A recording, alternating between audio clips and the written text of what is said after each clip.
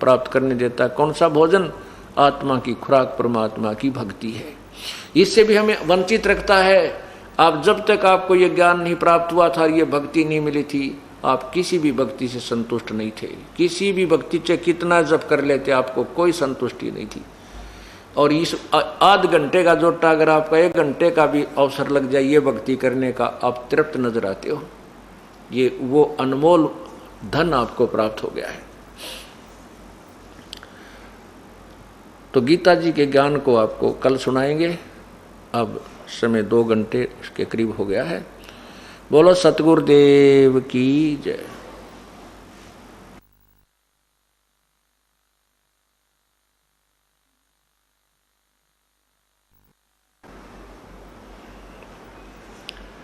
परमपिता परमात्मा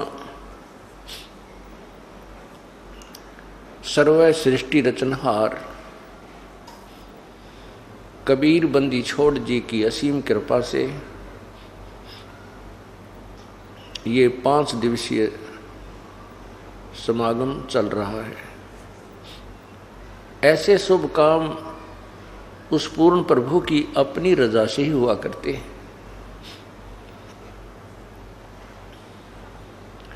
और ऐसे शुभ समागम में बहुत ही पुण्यात्मा, बहुत ही अच्छे संस्कार वाली आत्माएं पहुंच पाती हैं। कहते हैं सकल पदार्थ हैं जगमाही और भाग्य बिना नर पावत नाही।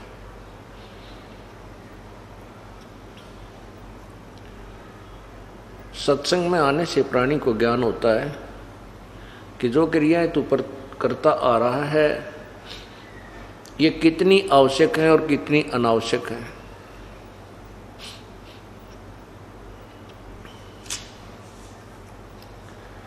और सत्संग के वचनों को सुनकर ये प्राणी फिर अपना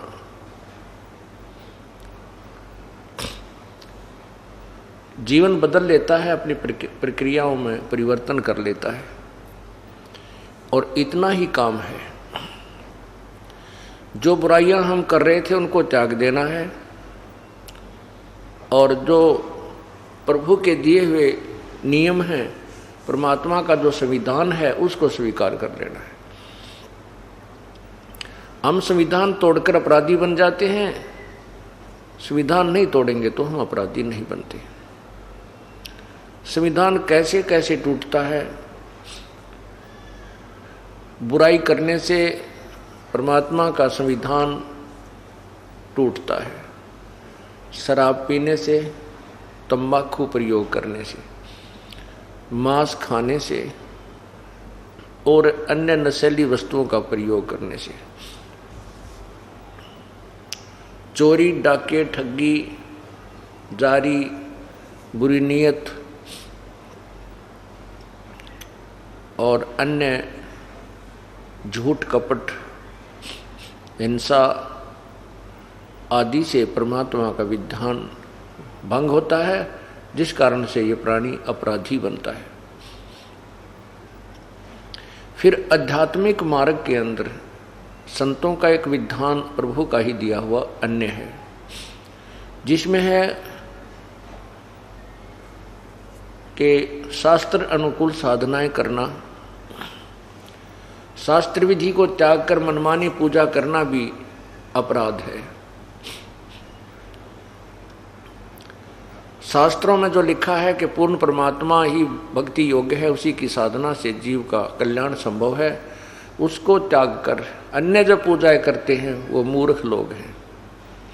पवित्र गीता जी मैं आपको आज दिखाऊंगा, पढ़ के सुनाऊंगा। उस पवित्र सदग्रंथ में क्या अनमोल खजाना भरा है भक्ति का, और हम उसको समझ नहीं सके क्योंकि हमें जो गुरुदेव मिले थे, जो गीता जी के अनुवाद करता थे, वो तत्व ज्ञानहीन थे।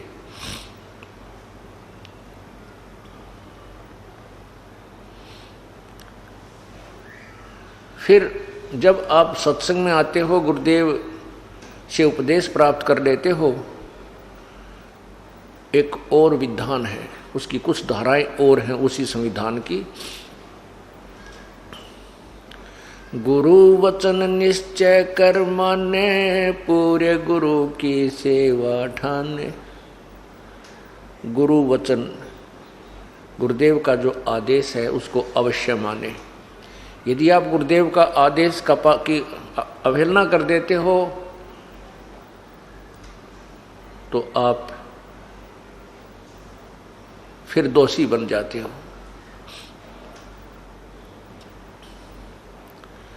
गुरुजी क्या आज्ञा देंगे आपको? गुरुजी आज्ञा देंगे शराब नहीं पीना, तम्बाकू नहीं पीना, चोरी नहीं करना बेटा बेटी, शुभ कर्म करना, मन कर्म वचन से भी किसी का बुरा नहीं सोचना, राग द्वेष को समाप्त करना।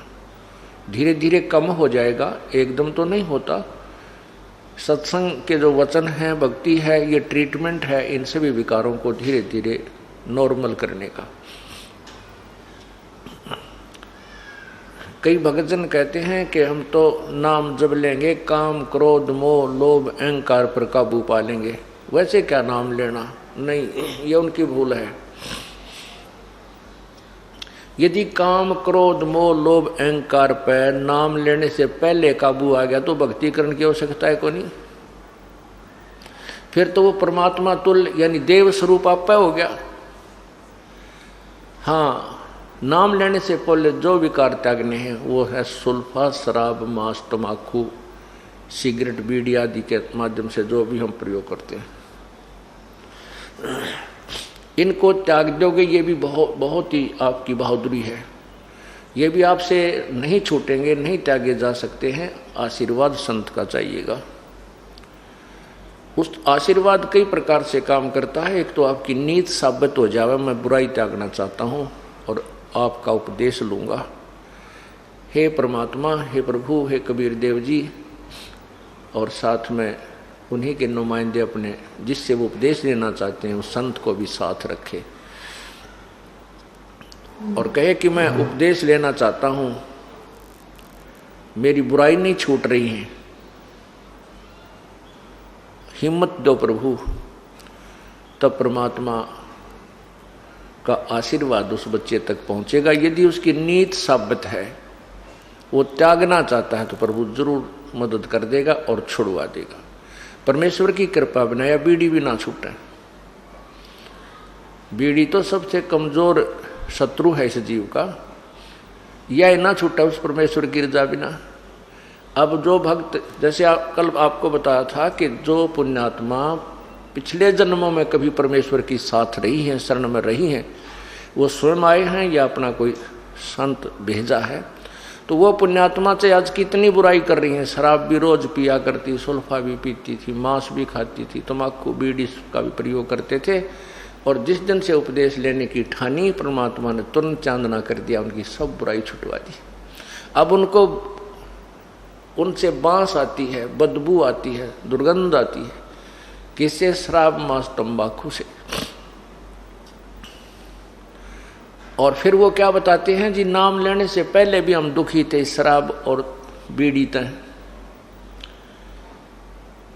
बीड़ी से दुखी कैसे थे कि लेटते बीड़ी पीने दिल करता, लेटते बीड़ी लाते या सिगरेट लगाते, और वो बीड़ी ऊपर झटका कपड़े ने खराब कर देती। एक बार तो रजाई में आग लगी, घरवाला ने भी गड़िया, लेकिन बीड़ी फिर भी ना छुट्टी। फिर कई बार दुखी होकर के शाम ने तोड़ देता, बंडल के बंडल ने तोड़ के और नो बाहर फेंक देता। बीड़ी साथ होगी ही नहीं तो आप पे छूट जाएंगी।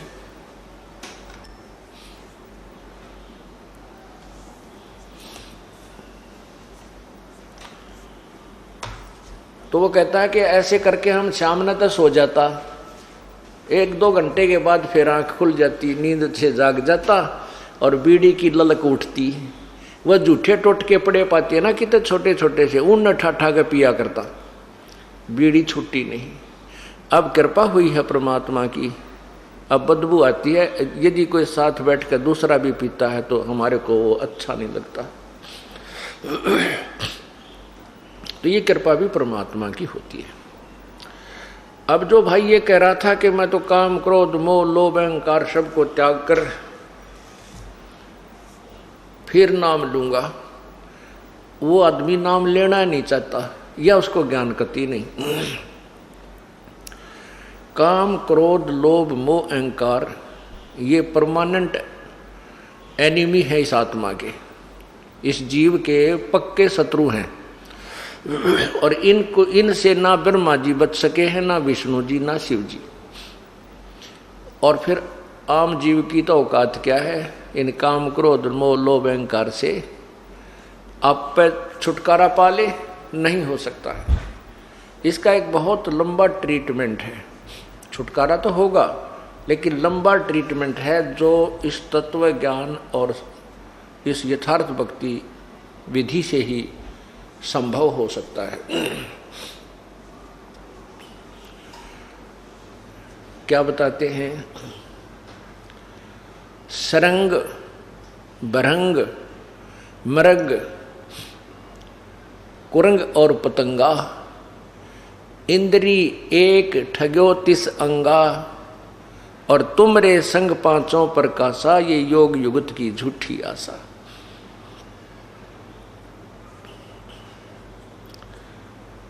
क्या बताते हैं कि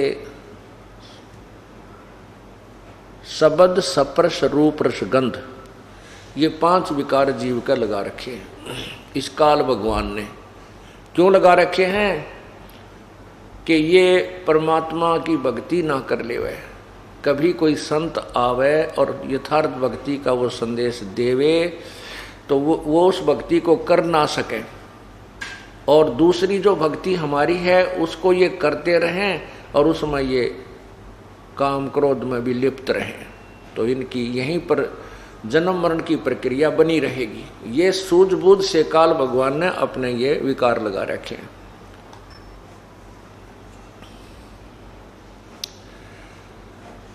एक शब्द, स्पर्श, शब्द होती है अच्छी मीठी सुरीली आवाज की चाह।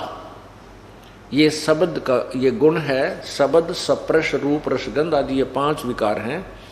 तो बढ़िया सब गाने बजाने, अच्छी आवाज को सुनने की जो चाह है वो विकार शब्द विकार कहलाता है। एक मृग होता है कुरंग,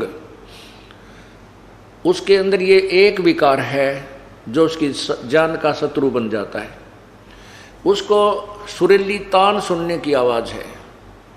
और शिकारी जब मृग पकड़ते हैं, हिरण को पकड़ते हैं, तो वो एक प्रकार की धुन, एक सारंगी सी पर, हारमोनियम पर एक प्यारी प्यारी धुन शुरू कर देते हैं।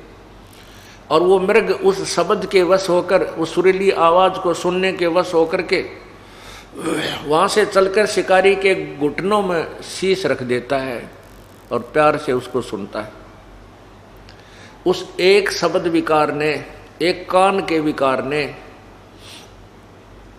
उस मृग की जान शिकारी के हाथों में सौंप दी। वो रुक नहीं सका, वो विवश है, उसके बस की बात नहीं है। और वो मृग को पकड़ ले गया, उसको मार लिया, उसके चाम का अलग से प्रयोग किया, मांस न्यारा बेच दिया, हड्डी की तो और प्रयोग कर ली। स्पर्श, स्पर्श कहते हैं इस काम को। काम कहते हैं विषय वासना, जो अंग्रेजी में सेक्स कहते हैं। हाथी में सबसे ज्यादा काम वासना होती है। और हाथी पकड़ने वाले एक हथनी को ट्रेंड कर लेते हैं और जंगल में जाकर के गहरा गड्ढा खोद लेते हैं। उसके ऊपर घास फूस से, बोदी बोदी लकड़ियों से उसको ढक देते हैं और ऊपर उसके ऊपर घास ऐसा ही डाल देते हैं जैसा उस जंगल का घास होता है, ऐसे खड़ा सा कर देते हैं। और उस ट्रेंड हथनी को, वो शिक्षित हथनी को हाथियों के झुंड में भेज देते हैं। वो हथनी जाकर के उनके साथ स्पर्श करती है, उनके शरीर से शरीर घिसाती है, स्पर्श करती है, अर्थात उनको काम वासना के लिए उत्तेजित करके कर देती है और हाथी उसकी तरफ दौड़ते हैं।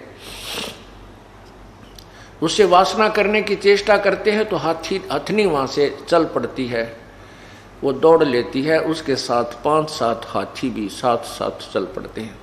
उसको पता होता है, और वो व्यक्ति जो होते शिकारी, वो वृक्षों की ओट लेकर खड़े हो जाते हैं। वो हथनी सीधी आती है उस गड्ढे की तरफ, और हाथी भी उसकी चारों तरफ को उस आगे से घेरने के लिए भाग रहे होते हैं। वो जल्दी से सीधी आकर के वहाँ तुरंत वहाँ से कट मार कर और बराबर से ऐसे भाग के फिर तुरंत उस गड्ढे के सामने आकर सीधी भाग लेती है। हाथी सीधे ही भाग लेते हैं और उस गड्ढे के अंदर वो गिर जाते हैं। जब गड्ढे में वो गिर जाते हैं, उस बड़े बड़े चिंगाड़ते हैं, शिकारी फिर उनको हंटर लगा लगा कर काबू कर लेते हैं और फिर गांव गांव में, नगर नगर में, सर्कस में ले जाकर उनकी रेल बनाते हैं, उनका जुलूस निकालते हैं। एक सप्रस विकार के कारण हाथी विवश हो गया, परवश हो गया और अपना जीवन व्यर्थ कर लिया। हाथियों को मारकर भी उसकी खाल, हाथी का दांत, पता नहीं क्या प्रयोग करते हैं। फिर रूप, एक जैसे शाम को लाइट जले थी, इस पर कितने ये कीट पतंग उड़ उड़ कर टक्कर मार रहे थे। ये रूप विकार है इनके अंदर। पतंग दीपक के ऊपर जाकर के उस रोशनी के वश होता है, उसका रूप के ऊपर उसकी कसक है और रूप के ऊपर आसक्त हो जाता है और दीपक के ऊपर जाकर गिर जाता है, गिरते ही जल के मर जाता है। ये हजार हजार की वोल्टेज की ट्यूबें जग रही हैं, इनके ऊपर ये मक्खियाँ, ये पतंग जाते हैं और वहाँ मर जाते हैं। एक विकार ने, रूप के ऊपर आकर्षित होने वाले विकार ने उस पतंग की जान ले ली। शब्द, स्पर्श, रूप, अब रस। रस माने जीभ का स्वाद। जीभ के स्वाद के वश मछली होती है। मछली पकड़ने वाला क्या करता है, एक मांस का टुकड़ा एक कांटे में डाल लेता है, उस कांटे का, उस हुक का एक लेता है और उसको पानी में छोड़ देता है, रस्सी अपने हाथ में रखता है। वो मछली उसको खाने के लिए एकदम दौड़ती है, वो हुक उसके गले में अटक जाता है और वो ऐसे झटका देता है शिकारी, मछियारा, वो मछली बाहर आके गिरती है। एक जीभ के स्वाद ने मछली की जान ले ली। गंध, सुगंध। भंवरा जो होता है, भंवरा जो फूलों के ऊपर सुगंध लेता फिरता है, वो इतना वश होता है गंध लेने के, सुगंध लेने के, कि फूल के ऊपर बैठ जाता है और वो इतना बेसब्रा हो जाता है, उठता नहीं। और शाम के समय वो फूल बंद हो जाता है। कई ऐसे फूल हैं जो बंद हो जाते हैं, अच्छे मजबूत होते हैं, और वो भंवरा उसके अंदर ही रह जाता है, उसकी जान चली जाती है, वो उठता नहीं, इतना विवश है। तो यहाँ कहते हैं कि कुरंग मतंग, कुरंग कहते हैं मृग को, मतंग कहते हैं हाथी को, और पतंग रूप, कुरंग, मतंग, सरंग और भृंगा, इंद्री एक ठगो तिस अंगा। ओए होए, के जैसे मृग और हाथी और पतंग, शरंग मछली को कहते हैं, और भंवरा, इन पांचों में एक एक विकार था। इन एक एक विकार ने ही इनकी जान ले ली। और तुमरे संग पांचों पर कासा, योग युगत की झूठी आशा। मनुष्य जीवन में काल ने और जुल्म कर दिया। इस मनुष्य जीवन के मनुष्य मानव शरीर में ये पांचों लगा दिए। ये पांचों विकार मानव को प्रभावित रखते हैं। इसमें जीभ का भी स्वाद है, कानों का भी रस लेने, गाने गुने सुनना चाहिए इसने, गुटी सूटी लाने, बढ़िया है चटपटे भोजन खाने के लिए,